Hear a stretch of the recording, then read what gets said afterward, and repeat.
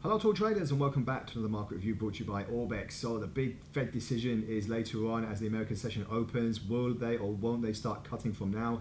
The chances are, or the likelihood is, that they're going to wait until September, but we are in for a big signal from the Fed, which is what a lot of analysts, economists and traders are waiting for. You know, we've had the Bank of Canada, the first G7 central bank to start cutting rates. European Central Bank followed. Bank of England is expected to be next.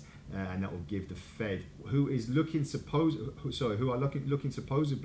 for more data, more confirmation data that the American economy is getting back on track. Look at the NFP numbers, excuse me, coming out on Friday, which is supposed to be a little bit lower than expected on the consensus. So will this give the Fed more food for thought, and will they start cutting rates earlier? We'll have to wait and see, and obviously we'll bring you all the latest in the fundamentals as they break. But let's just take a look on the Dow at the moment. It's interesting for the Dow because it did have quite a nice surge and a possible comeback towards this record high. However, with Microsoft not doing too well in its earnings yesterday, pre-market is expected to drop by 2%, and actually we could have a further drop in Microsoft, which could mean the Dow might actually have a bit of a pullback in this direction. So towards possibly the 40,600. So it might slip away from 41,000 in the near term. However, that doesn't mean we might not get another move back up to the upside to test this particular record high. In the next few days, it could be a bit of a choppy ride for a lot of the indices and gold and the dollar, especially with the Fed interest rate decision and the NFP coming in the same week.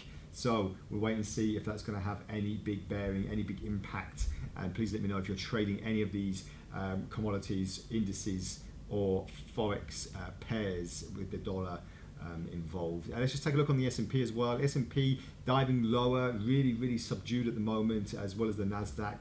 Just waiting now if this correction that we're seeing is going to have more of a deeper underlying cause for concern if we start moving a little bit lower. We'll have to wait and see, but in the near term it's looking likely that we could see a bit more of a sell-off coming in the next few days. But it's all about the earnings season coming out. Big players in the market, Pfizer, Facebook, Tesla, etc., still waiting for their big move in the market as well. Let's just take a quick look on gold. We had a look on gold yesterday, but just wanted to show you where we're looking in the near term for gold, and it was on a nice trajectory back up to possibly this recent peak around 24.30. So just roughly about $10 left to go. So if that's going to happen, it will probably need to happen fast if we're not going to have any more dramatic sell-offs in this commodity as well. So lots to talk about, lots to digest. I'm not going to keep this video too long because obviously the main news is coming out later, which will keep you updated on our Telegram channel, what happens, what has been affected as well. And obviously we've got the NFP data coming tomorrow, on Friday, but we'll have our next video tomorrow just to see how the markets are shaping up for the big news event and to see if there's any big surprises as well. So thank you very much for joining me. We'll speak again tomorrow. Bye for now.